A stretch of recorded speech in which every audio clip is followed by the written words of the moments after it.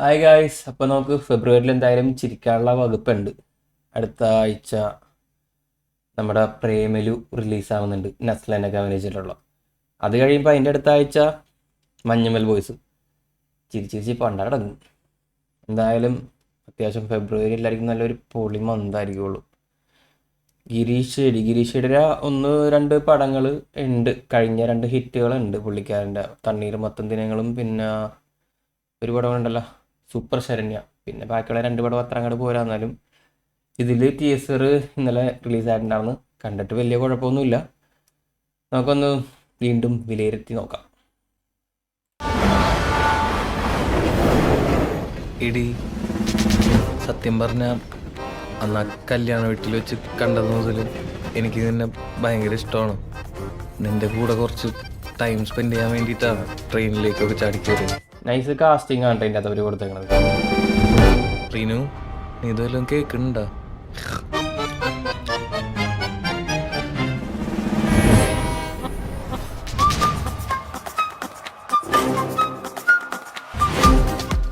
മോനെ അടങ്ങ്. പ്രേമം മനുഷ്യന്റെ അന്തം മാത്രമല്ല. മറ്റവനല്ലേ മറ്റേ പ്രേമത്തില് അവനെടുത്ത് ഇടിക്കണവൻ. മാറിക്കാൻ പറ്റാത്ത അവസ്ഥയാടാ. ആന്തര എന്റെ ഹൃദയം അവിടെ വെച്ചിട്ടല്ലേ ഞാൻ പോയി നിൽക്കുന്നത്. ഈ ഫ്രണ്ട് സോൺ എന്ന് പറഞ്ഞ ഏതാണ്ട് കോമ കിടക്കണ പോലെയാണ്. ജീവിച്ചിരിക്കണ്ടോന്ന് വെച്ചാൽ ജീവിച്ചിരിക്കണ്ട, അതെ. ചത്തോന്ന് വെച്ചാൽ ചത്തു.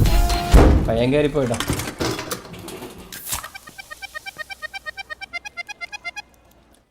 മമിത അത്യാവശ്യം നല്ല ക്യൂട്ട് ആക്ട്രസ് ആണ്, നല്ല ഫ്യൂച്ചറുള്ള ഒരു ആക്ട്രസ് ആണ്.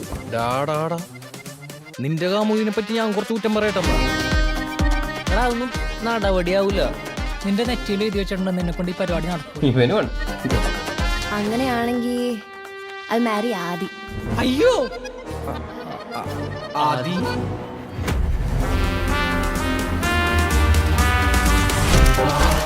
അവളെക്കാളും പ്രായവും പക്വതയും വെൽ സെറ്റിൽഡ് ആയിട്ടുള്ള ഒരാള്, IT ഫീൽഡിൽ നിന്ന ഒരാള്. നീ കുറെ പ്രോഗ്രസ് ഉണ്ടാക്കാൻ നോക്കി, അതിനൊക്കെ നിഷ്പ്രഭമാക്കിക്കൊണ്ട് അവൻ മുന്നേറിക്കൊണ്ടിരിക്കുകയാണ്.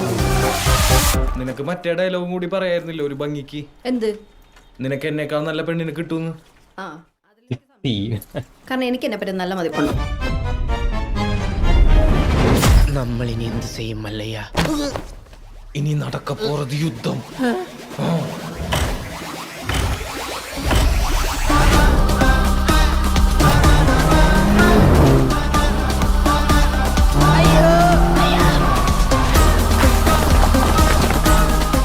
നല്ല വൈബായിട്ട് തന്നെ അവര് കൊണ്ടുപോയിട്ടുണ്ട് കേട്ടോ ടീച്ചർ മൊത്തം.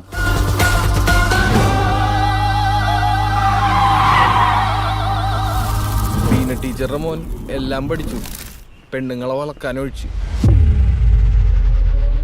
അടുത്ത ആഴ്ച നമ്മൾ കണ്ട് തന്നെ അറിയണം കേട്ടോ.